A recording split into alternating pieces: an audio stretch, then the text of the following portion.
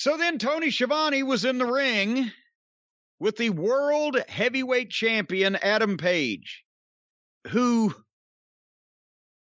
somehow makes a buckskin jacket look unthreatening. He starts talking about, and here's another thing. Tony Schiavone, one of the hosts of the program, in the ring, announces Hangman Adam Page, the world champion. Here comes Page, right? He asks Page a question, and then Page just takes the microphone from Tony, and Tony just walks away and goes and stands in the corner like a goddamn dipshit. When does that happen in any other sport on television? It doesn't. And then Page starts doing the promo. He makes sure to say shit and ass. And he tries as hard as he can to have personality and fire.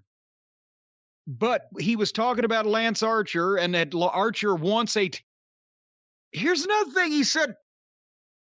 And Lance Archer, and Archer wants a Texas death match for his title match next week. Well, yeah. I want $1 million and a blowjob from the hottest woman in fucking Paris. Probably ain't gonna get either one of them. What difference does it make what the challenger wants? You're the fucking champion. And how did the challenger get a Texas death match in his first ever challenge of the new world champion? In their first ever meeting? Why is it a Texas death match? It's nonsensical. There's no reason for it. But Page is out there screaming and screeching, trying to have fire, and what it sounded like was a guy who doesn't have enough confidence yet and is not seen by the fans at the level that he's being presented at yet, and he's trying to yell to make up for it by screaming about what he's going to do to Lance Archer, who, because of his booking, nobody gives two French fried titty fucks about in his own right. Because he's been a babyface and a heel and had Jake as his manager, and now he's aligned with Lambert. But Jake's back. And Lance Archer is the one who leveled Dan Lambert with his finish 3 or 4 months ago when they first started this thing. Because everybody liked him then. But now that he didn't do anything, Archer, he's a heel again because he comes out the other side of the fucking entranceway with 2 managers. And so anyway, as Page is trying to convince the people and himself that he's the world champion, here comes Lambert back out. And as Lambert starts talking, Page starts talking over him, and Jake tells Page to shut the hell up, and Page does. I think Jake scared him. And so the babyface does shut up so that Jake, who was once one of the best promos in the industry, can ramble and say nothing because I don't know what's going on with, maybe that it was the drugs made him the best promo, because sober Jake, old Jake, manager Jake could say suey if the hogs had him next to fucked up, drug addicted wrestler Jake, who was a master spokesperson. So Jake rambled, and then Archer just says, fuck it, while Jake is still talking. He runs between Jake and Lambert to go to the ring and attack Page, but Page dives on Archer and knocks him goofy, and then goes after Dan Lambert, throws Lambert into the ring, but Archer stops Page, and Archer turns the metal stairs sideways on their edge, and so it's a bigger space to land on, and then gave Adam Page a choke slam that looked like it fucked him up on the stairs. Wow. Oh, wait. That's not the angle. That's just to keep him over there for a second. Then he picked him up and gave Page his finish through a fucking table. Another table. Every week, a table, multiple tables per week. But they just did the angle. Archer fucking choke slams Page on the stairs. Then, for no reason, he picks the guy up and gives him another dangerous bump to make the first one meaningless. Either one would have worked. Choke slam him on the metal stairs, give him your finish through the table. Both of them together just means that there's a bunch of stupid people doing stupid shit that they don't need to be doing, that's damaging their bodies, that is not going to register, and a bunch of other stupid people that are either letting them do it because they don't know any better, or they just don't give a shit to make the argument and hear all the reasons why that they don't know what they're talking about when they probably do. This was fucking rotten.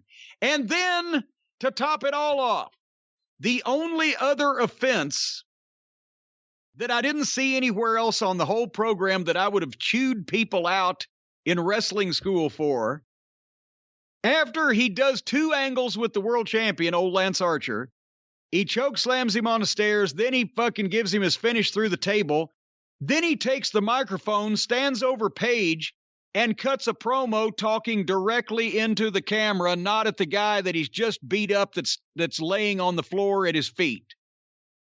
Which, of course, immediately makes the promo phony.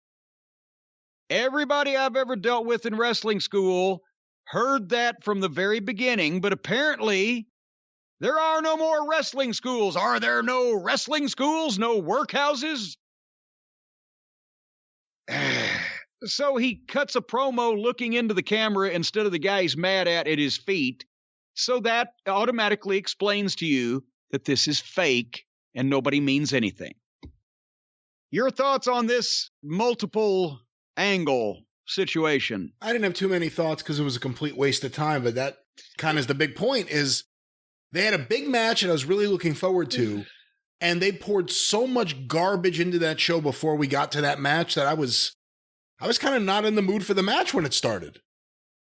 I got to be honest with you. I stopped here and came back much later to have a fresher state of mind to go into what I actually wanted to see because of the dreck that had been foisted off on us. So, although I did see right before I took a break, Jericho alone in the back. Now he's got a new gimmick. Remember, he was the Painmaker. He was Y2J. He's got a new gimmick every season. He comes out with a brand new menu. Now he's going to be the influencer. Because, that's what they call all the young folks on the Twitter machine and out on the social media, Brian. They call them influencers. Because they don't have any other title for them, because they don't know what else they're fucking doing. Because they have no marked talent or noticeable appeal. They just do shit and influence other weak-minded people to do the same thing. So now Jericho wants to be the influencer. I guess because GFY didn't work out too well for him when Moxley pulled that rug out from under his feet. Do you think Moxley knew about the trademark? He's just come out of rehab. And it was an off-the-cuff remark. Do you think he knew about the trademark and he knew he was cutting Jericho's nuts off, or was it just a serendipitous accident? I don't believe he purposely cut Jericho's nuts off, although I could be wrong, but I do believe he knew about the trademark. Woo! All righty then. Oh, and by the way, we're going to see a dinner circle meeting next week because they got a lot of splaining to do for how Santana and Ortiz especially were just very, very rude to Jericho last week. This whole thing is so stupid. Every time there's an inner circle problem, all right, we're going to settle it next week with a really stupid segment in front of the fans where we pretend like we're having a meeting backstage. Yeah. I think everyone's tired of the Jericho nonsense now. And, if they're going to do the inner circle meeting, it's going to be really, really noticeable just how bad this is. Because then you're going to get Sammy in there too. And Sammy's been doing his own thing and kind of succeeding at that. Sammy and Santana and Ortiz need to get the fuck away from Jericho as quick as they can. I don't know, but every time you've ever had a fight or a disagreement with your wife, or especially if a divorce is imminent, what you want to do is you want to have the talk about that on national television where everybody can hear it and form their own conclusions.